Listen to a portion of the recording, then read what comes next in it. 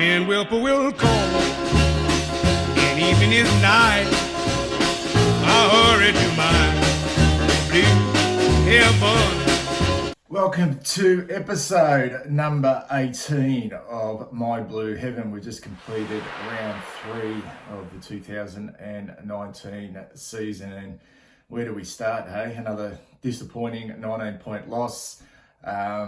There's still areas of concern, which I've spoken at length in previous episodes. Thanks for all the feedback in regards to the show and My Blue Heaven. I've tried to improve the backdrop there.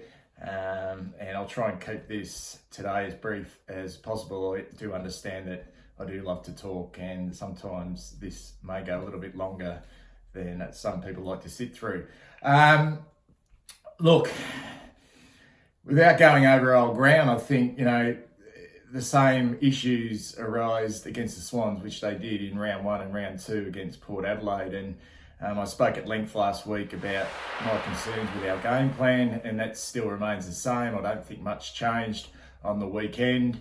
I still have concerns about our top end players in regards to that they're well past their best. And I speak along the lines of Daisy Thomas, love him to pieces. Simo really seems to be just starting to really struggle in regards to what he can offer us. And obviously Murph as well.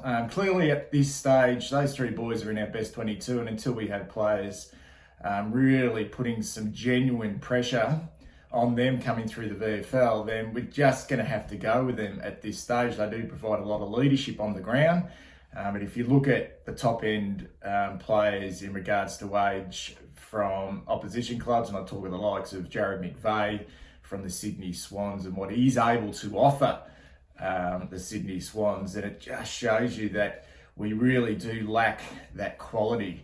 We have a huge drop away from our top end, then that age group of around about 26 to 27, then to our young groups. And are we expecting too much at this stage from our first, second and third year players, and players also in their 4th year?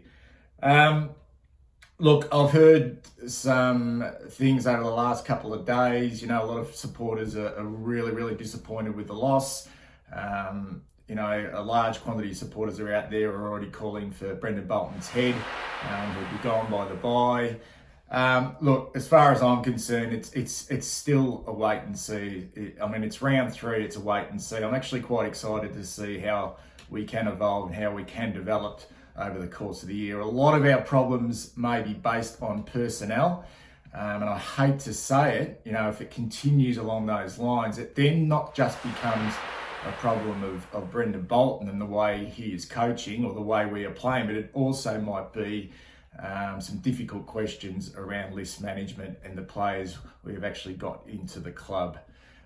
So stick around, should be a big episode, and look forward to plenty of feedback along the way. When I talk about waiting and seeing the way we can develop over, say, the next month or so, or even into the course of the year, does that mean I'm sitting on the fence? Definitely not. I've vented my concerns and they remain. But if I'm going to be really honest with the way we're going at the moment now, all through the pre-season, if you check my episodes, I spoke at length about just being competitive, wanting to be competitive, a competitive football team again. Now, there's no doubt that we've been able to do that. If you look at scores against over the course of the first 3 weeks compared to last year, we're definitely defending a lot better. And if you look at what's transpired over the 4 years since Brendan Bolton took over, and we can talk, at length about, the turnover of players, but in the first 2 seasons, we were very competitive, very hard to score against. There were a couple of blowouts in those first 2 years. We were able to win games, but you must remember we had some real quality in regards to, although Zach Tui left, but, quality down back with our ball use and ball transition. Sam Doherty was at the top of his game. We had Kieran Byrne developing, so we had some real good transition from the back line. and that's still an area of concern for us at the moment. So you look at those first 2 years, very competitive. What needed to change up in that third year, which was last year, there was a real demand and an expectation that we're looking at Waves to score more heavily, and we virtually have gone 360. Now, it didn't work last year, so we go back to what we are capable of playing, which is a very conservative and safe type game plan, which is kicking long to a contest, kicking wide, not using the corridor, going man on man in our back half. And now that will hold us in pretty good stead in regards to having any blowouts. Is that the way we want to play our football? I would say no. So my expectations are now, wait and see for me is like sitting on the fence, but at the same time, I'm starting now to shift the goalposts. I want to see now us be more proactive. I want to see us be more willing to possess the ball. I want to see our skills improve. I want to start to see us use that centre corridor, and I want to also see a functioning forward line, not just bomb it long to a contest expecting small forwards to crumb goals. I want to see good starting positions from our key forwards, and I want to increase our marks inside forward 50.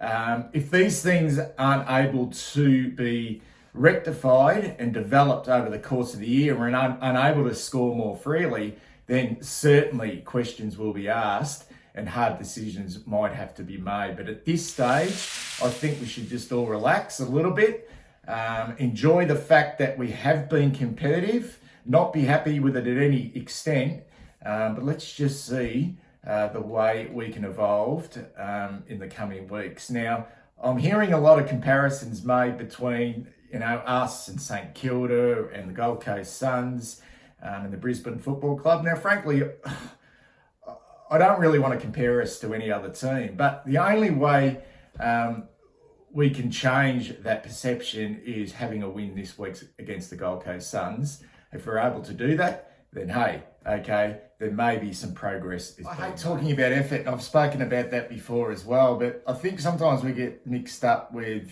effort and game plan. I think last year there was a perception out there that we lacked effort, but it was more about the system breaking down. The players were unable to adhere to a more complicated game plan, which was based around slick ball movement, clean ball movement, good kicking skills. And as soon as that breaks down, it looks like the effort isn't there. Now, at the moment, the effort is there because what they're asked to do is really, really basic and really simple. Long kicking, get to the contest, go wide, and then try and set up again. There is nothing really complicated about that. So obviously they believe in this. However, I don't think this is going to be sustainable if we're going to move forward. Now, what did we do well on the weekend? Now, it was very hard to find anything that we really did well except win the clearances out of the middle 16-11. I thought that was a real win. However, once again, it lacked any real system. Okay, we have some real breakaway, powerful type, speedy plays in like the likes of Dow,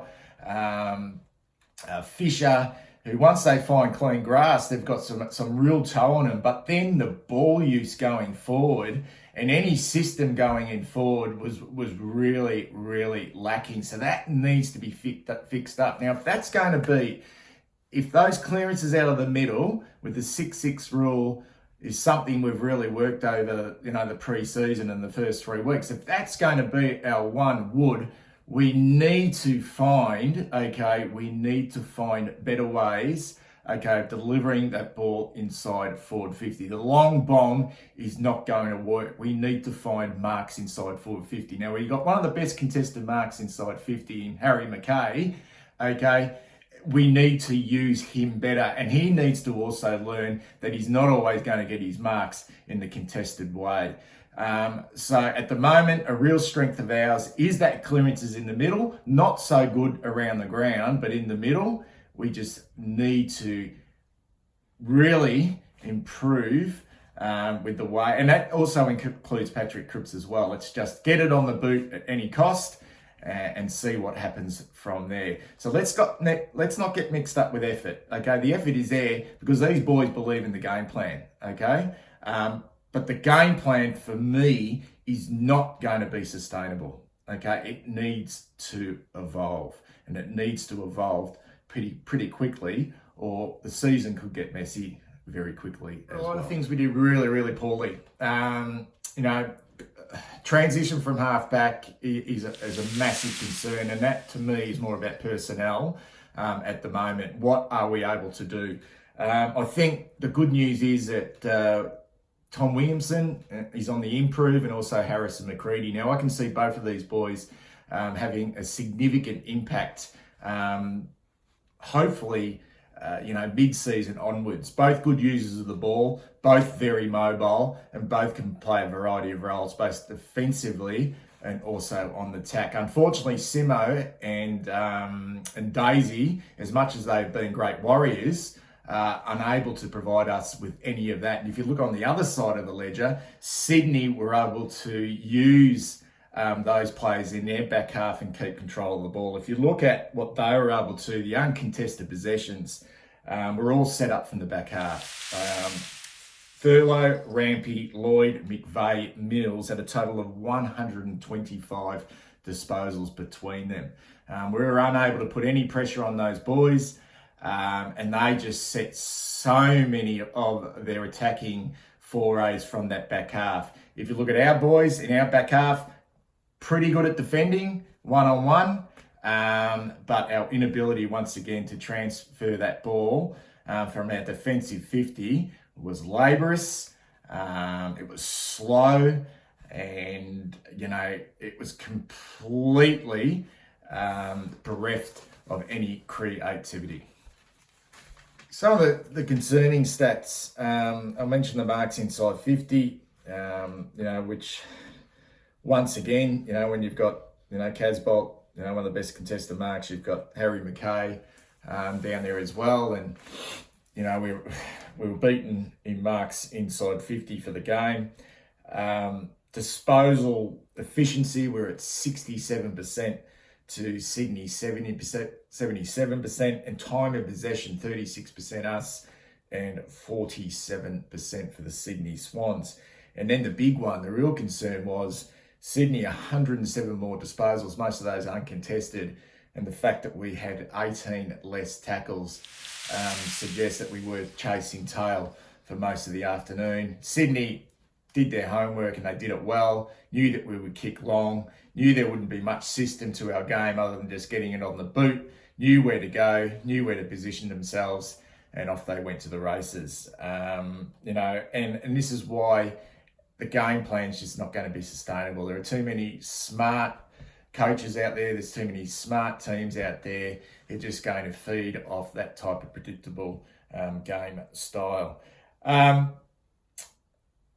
Look, we need to be able to find better ways of winning the ball back. Obviously through pressure around the ball. We also need to be able to find ways in which we are able to manufacture more goals inside our forward 50. Now, if our game plan is going to be to kick it long to the hot spot and get Levi to crash a pack, or get Harry to contest the ball and bring the ball to the deck, which they've been quite good at it, we need some quality small forwards in there. And unfortunately on the weekend, Michael Gibbons and Cam Paulson, they were like invisible. And disappointing too, because Cam Paulson the week before had a really good game, and Gibbons showed some signs. But the fact that those two boys, in 3 games, Gibbons has yet to kick a goal, and Cam Paulson has only kicked the one goal in 2 games, is a real concern. If you look on the other side of the ledger, Tom Papley was a real danger up forward for the Sydney Swans, and we need more from our crumbing forwards. And doesn't mean that a Garlett, who I know we tried down back, gets an opportunity to show his worth as a small forward. We just have to wait and see. But I don't think both of those boys will survive this week. I'll get to that in a second. But if our game plan is going to be based around bombing the ball inside forward 50, we need better okay, we better small forwards, and have recruited this. Once again, this goes back to a list management type of thing. Has there been enough emphasis on recruiting a small forward? Now, you could argue we brought in Michael Gibbons as a I don't know, like we brought in Gibbons right at the last minute, okay? I don't think we brought him in as a small forward, okay? He's essentially a midfielder who can spend some time forward. Now, what suggests now, okay, and maybe, okay, he can develop into a small forward with time. We must remember that, you remember Kane Lambert came in and it took him a bit of time to find his feet in similar situations to Michael Gibbons. But what on earth thinks that Michael Gibbons is a quality of small forward other than maybe putting on some defensive pressure? And did we get a little bit carried away with the 3 goals he kicked against Essendon in the JLT against an Essendon that were really, really ordinary? So it's a concern. It's a real concern, particularly if that's going to be our game plan. Low on marks inside 50, ball on the deck a lot of the time, but an inability, other than Ed on the weekend, to score goals from our smalls. So if our small forwards are not going to kick goals, who's going to kick them? I mean, you know, look at our mids. Out of Murphy, Fisher, Dow, SBS, Cripps, Setterfield and Walsh, they've kicked 9 goals over the first 3 rounds, which is not enough. So the small forwards are not going to kick them. We probably need our midfielders to cover the slack in that regards. Just while we're on our midfielders, and look, I'm really happy with what we're doing in regards to our young midfielders. I think they're getting exposed, you know, to lots of game time and lots of experience. Now, I spoke last year about maybe just adding an extra body in there with experience. Now, I really think we missed the boat. And I tweeted this out last year that I was really keen on the club taking a punt on Michael Barlow. Now, I know Michael Barlow played his first VFL game on the weekend for the Werribee Football Club, and he was best on the ground. He's just a quality player, and I know he's still only 31 years of age, and I know he was out of favour at the Gold Coast Suns last year, but I just think he's a really smart, experienced footballer, and at the moment we've just got Cripps and then the young brigade, and I've spoken about the fact that Murph's probably not providing that leadership which we really want from our higher end in age. I just think it was a real lost opportunity when Doherty went down, when Pickett went down, that we didn't take a punt on Michael Barlow in getting him to the club, because he is a good user. He racks up high possessions. He's smart. Would have been a nice mix in there. And he kicks goals as well. So that's just a little bit on the side. I mean, it's easy to say now, but I just think if we just had that extra little bit in there, I think, you know, we may have even seen even closer performances than what we've put up so far, even though we have been competitive. So we've still got the mid-season draft, so I'd be keeping a close eye on the continual form of Michael Barlow over the next 6 or 7 weeks at the Werribee VFL, and he might be a smoky come, I think, May. The next little point I want to speak about is, I suppose, our recruiting, and I'm going to touch upon this in future episodes as well. And I think when you have a top 5 draft pick, you want to get blokes into the club who've got obviously attributes that are elite. And I think the one which we'd love to see is good ball users. And I don't think we drafted well in regards to players who can use the ball really well. Now, I'll speak about top 5 draft picks in regards to Paddy Dow and SBS. I'll start on those as well. SBS is an okay user. I've got no problems there, but I'm more concerned at this stage with his impact on a game, and he's only still young, so he's got time to develop. But I'm just seeing a few things at the moment where, you know, his attack on the football, it's just still a wait and see, but there are slight concerns. And also Paddy Dow, I mean, he's got great breakaway speed. He sees, he's able to win the ball. He looks fantastic, but his ball use is really poor. And there's a definite fault in the way he kicks the pill.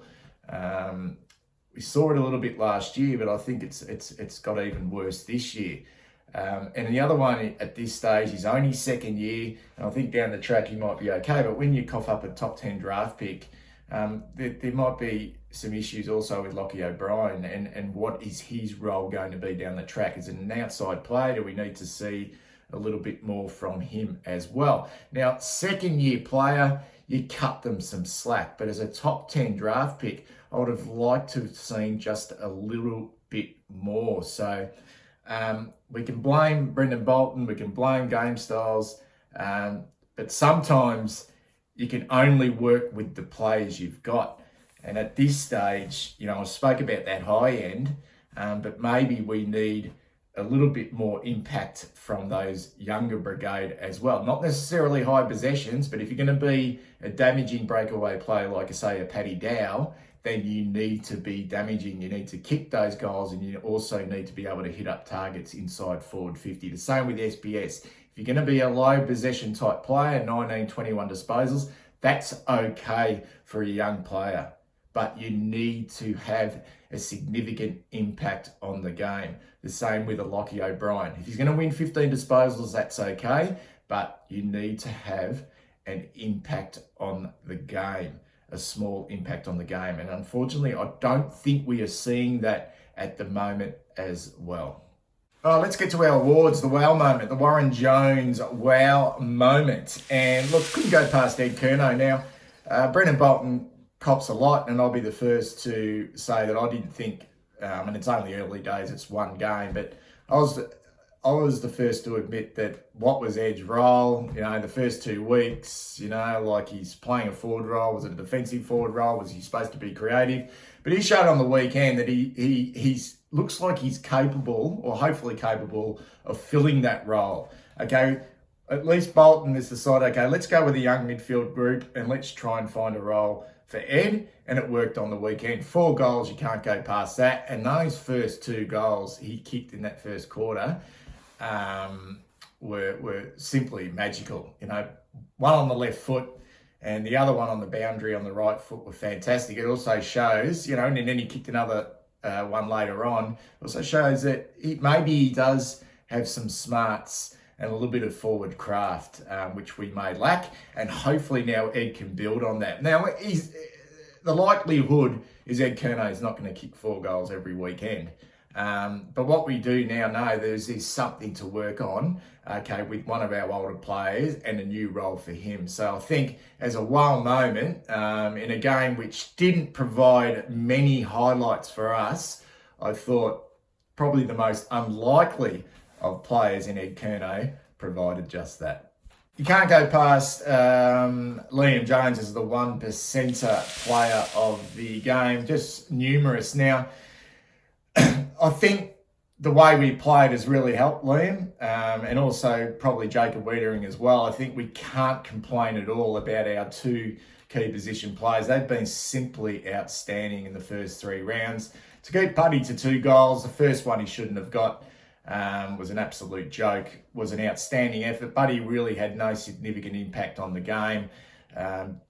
He was disciplined, Liam Jones. He was hard, he was tough. He played the game like it should have been played. Some of his efforts to spoil the ball were simply outstanding. So the 1%er award this week goes to Liam Jones. It's bloody hard to do the votes this week, to be perfectly honest. I didn't think it was a real team performance. The Richmond game, you could probably go right through, and it was a little bit more difficult last week. There was a drop-off again, but it was, difficult to find. Well, not difficult, but it was easier to find the 5 players that I can put in the votes. But this week was pretty easy because really, we had such a huge drop away in regards to output and performance that I couldn't go past. I'm going to give 1 vote this week to Harry McKay. Now, I know he kicked poorly, could have been a lot better, but when you're taking 6 contested marks, And I'd love him to be taking those contested marks inside forward 50. Maybe he's getting pushed up a little bit too far up the ground, but he really is showing some really good signs at the moment. And hopefully around the corner, there's a big goal haul for Big H. But I think I read somewhere the other day that he's, has he broken a record for contested marks over the first 3 rounds, or he's close to breaking a record? And as a 4th-year player who really essentially is only in his 2nd year of football because the others were cut down by injury, I think it's a really, really, really good sign. So I give Harry Mackay 1 vote.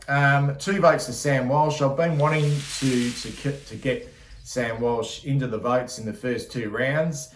28 disposals, ran harder than probably any other player on the ground, which is probably an indictment in regards to some of the other players on our list that an 18-year-old in his first season can just gut run the way he does. But, in regards to that, he is a freak. He seems to be really mentally tough as much as he is a really, really good young footballer. 28 disposals. Look, his ball use is down at the moment, but I think when you're young, you could only imagine that when you're doing the running in which he is, that when you get the ball in your hands, you probably got what they call jelly legs. I just think as he acclimatises to AFL football, we're going to see a pretty clean user of the ball, and maybe maybe that's by fault or design. A result of our game plan as well. Maybe he's been asked just to get the ball on the boot, but hopefully that will. I'm 100% sure that his ball use will improve as the year goes on. 3 votes to Ed Curnow, 4 goals, 19 disposals. Looked dangerous, kept us in it, and if we got over the line, he would have been a match winner. So he deserves his 3 votes this week. I doubted his ability to play that role. I still am a little bit sceptical, but I think it shows that at least Bolton's prepared to try something a little bit different, and that really worked for us on the weekend. Couldn't go past Liam Jones for 4 votes. Outstanding. Should have probably been in votes in the first 2 weeks, but definitely, he gets the 4 votes for his job on Buddy. Real lockdown, disciplined game. Kept it simple, and you couldn't ask more from a full-back. And once again, 5 votes to Patrick Cripps, 3rd week in a row that our captain has got the 5 votes, 13 clearances from his 28 disposals, and led our team in tackles. So he's doing absolutely everything at the moment to try and lead this group. We just need some others to hop on board. I've been pretty conservative with Set the GPS now. Set the GPS is basically players who I think need to maybe go back and find some form in the VFL. I've been pretty conservative in the first couple of weeks, just maybe try and give players the benefit of the doubt. Not every week things are going to fall your way, but I just think on this weekend we need to make some changes. And the 2 that are under the pump are obviously Cam Polson and Michael Gibbons. I think Gibbons will be the one maybe that will make way. I think Polson's game last week was a real step forward. He didn't have a great one this week, but he has probably got a little bit more toe and can be probably a little bit more dangerous. And I'm not talking about, particularly goal kicking, but just his goal assists. Unfortunately, Gibbo, I really don't blame him for the performance. I think he's a natural midfielder. And frankly, I think he's probably not getting those opportunities at the moment to show his wares and getting some time playing through there. I think just being a permanent lockdown sort of defensive forward is a really, really tough position to play. But I just think he did it not very well on the weekend. So I think he may be out of the team. And the other one is Matthew Lobe. He probably showed on the weekend why he is our 3rd string ruckman at the moment. And I think if Tom De Koning was fit, maybe Tom De Koning could have had an opportunity to play. I just think 3 weeks in a row now that, ruckman, and I don't think Sinclair is a great player. I mean, he's a serviceable player for the Swans, but I thought he had a significant impact on the game. And Lovey really didn't offer a lot. He got his hands on the ball in the centre a little bit and gave us first use. But around the ground, he was pretty cumbersome. And I think he will make way if Andrew Phillips is ready to go. And even if Matthew Cruiser is ready to go as well, he did play some VFL minutes on the weekend in a scratch match. So maybe they roll the dice with Cruiser and bring him in. Under the pump, I think, I've been saying this for a while now. I just think that there's going to come a time this year that we're going to have to make some hard decisions on either Dale Thomas or Simo. And I'm keeping a watch, on the form of Murph as well. Now, clearly at the moment, they're in our best 22 because there's not that pressure. But I just think with Willow coming back and McCready coming back, I think at some stage we're just going to have to bite the bullet on some of these players.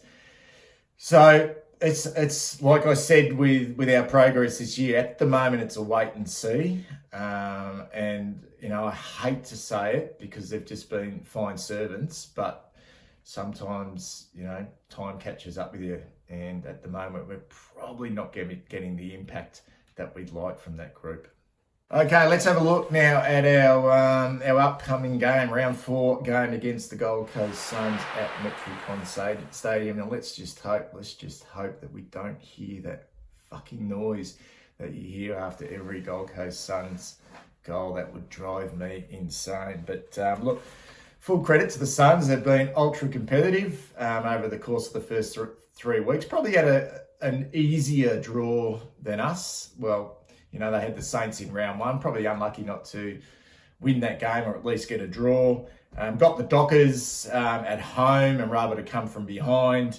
And then obviously on the weekend, that was a really good win against the Dogs, who were pretty good at Marvel Stadium. So that was a really good win for them, but they did hang on. And the Dogs were unable to, I suppose, get over the line in the end. But they've been super competitive, super underrated at the moment. Stuart Dew's got them playing really, really disciplined and hard football. Now, let's look at Gold Coast Suns last year at the same time.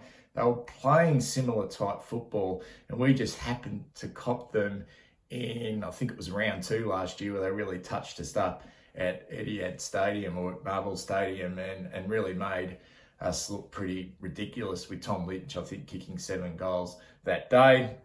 Let's not underestimate them. Okay, we cannot afford to go into this game underestimating. 1, their midfield. 2, their forwards. Okay, so you look through every line, you think, well, we should be able to account for them in every line. That might not be the case. Bowes, Fiorini, Weller, Toot Miller are all capable. Okay, it mightn't on paper look particularly impressive, but they've all been very good over the first 3 weeks. And being back at home now and coming off a confidence win, okay, they're going to have their tails up. And let me rest assured that Toot Miller and a former Carlton listed player, Nick Holman, will get stuck into Patrick Cripps. Now, people will be thinking, well, it's not going to bother Cripper, but Toot Miller, we know Toot Miller is a really, really determined young footballer, so he's not going to be put off his game. So we need to be well aware of that. What worries me about the Gold Coast Suns, it's not particularly the midfield, because I think we can hold our own in there. It's more, what they're able to do in their forward half. Now, I think we're going to be able to keep 2 metre Peter at bay. I think Jones and Wiedering have shown that we've got the tall forwards under control at the moment.